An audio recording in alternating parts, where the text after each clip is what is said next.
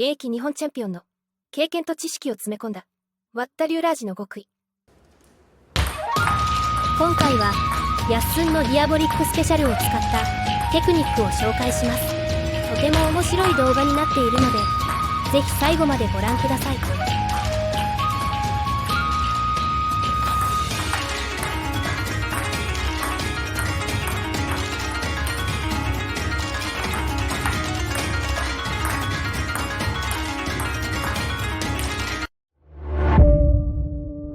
ヤッスンがグッチの強いドライブをディアボリックスペシャルでブロックしています。グッチのドライブに対してラケットを動かさず当てるだけですが、とてもいいブロックになります。このブロックは当てるだけで少しスピン反転してバックスピンがかかります。ボールは下回転なのでボールは伸びてきません。このブロックはドライブの連打が難しいです。前陣でこのような下回転のボールを連続でドライブをするのは高いドライブ技術が必要です。強い回転をかけてボールを安定させようとするとアンチラバーのスピン反転の罠にはまってしまいます。次はグッチがループドライブを打ってそれをヤッスンがブチギレのバックブロックをします。強い回転のループドライブに対してシートで滑らせるとすごいバックスピンがかかります。これがシートがツルツルしたドイツ製アンチラバーの大きな特徴です。ブロックに余裕があるときはこのブチギレのバックブロックを狙いましょう。相手が経験したことのない回転量になるのでループを打つのが怖くなると思います。ブロックが浮いても中級者レベルだと強烈な下回転がかかっているため打つのがとても難しいです。またボールが前に進んでこないため距離感を合わせるのも難しいです。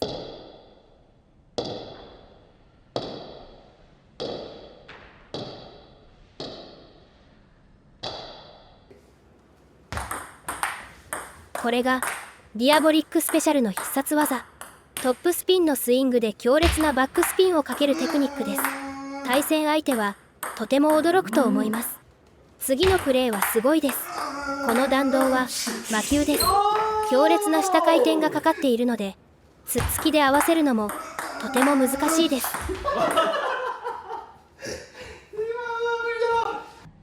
スローで見てみましょう。ヤッスンがブロックしてグッチがループドライブ、それをヤッスンがトップスピンのスイングでブロックします。このスイングで強烈なバックスピンがかかっています。もう一度スローで見ましょう。ヤッスンがブロックしてグッチがループドライブ、バックスピンがかかっているのでバウンド後ボールが伸びずに予測より一歩手前に落ちます。2バウンドなのでこのボールをドライブするのはとても難しいです。そして極めつけはこれです。このブロックはもはや魔球ですね。試合中されたらお手上げです。弾道が低く切れてさらに短いブロックはアンチラバーの決め技です。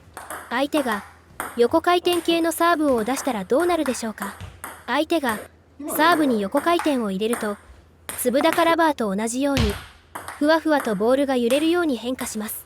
横にスイングするとアンチラバーは裏ソフトのボールの軌道と逆方向に曲がるのでボールの動きに目が追いつきません。スローモーションです。ボールが右に左に揺れながらコートに落ちてきます。不規則な揺れなので強打が難しいボールです。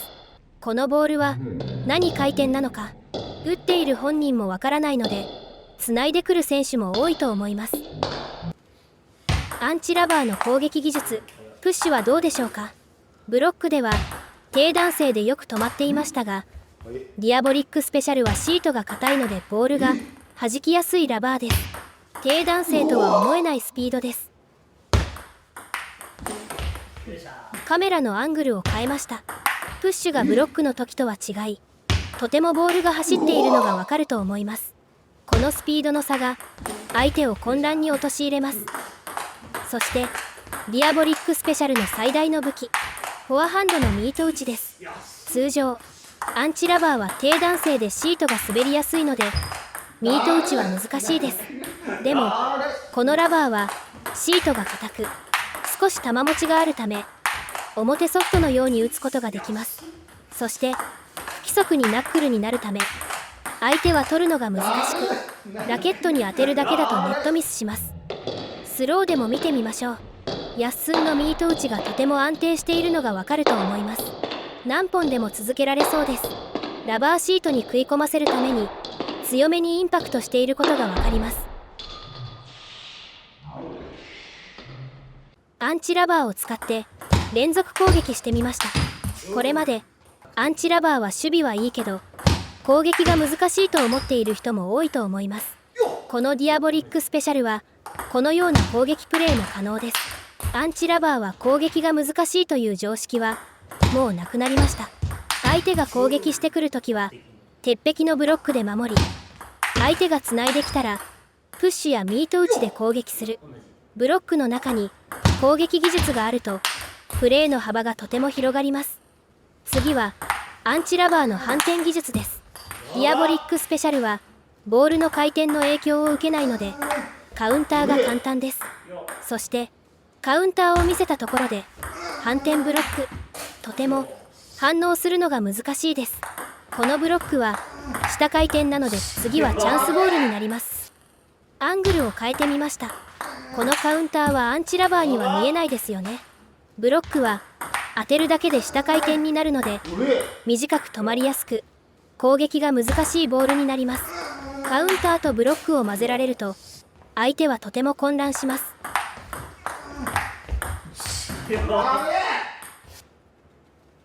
アンチラバーの選手と対戦した時にこのような回り込んで反転レシーブをされたら相手に大きな圧力を与えることができます。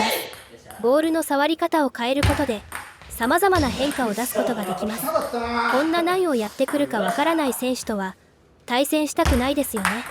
今回はヤッスンのディアボリックスペシャルを使ったプレーを紹介しました。ディアボリックスペシャルはアンチラバーの中で守備も攻撃もしやすいラバーです。守備的な選手にはもちろんのこと、動画で紹介した反転プレーを使えばかなり幅広い戦術が使えるとても面白いラバーです。興味のある方はぜひ一度使ってみてください。ありがとうございました。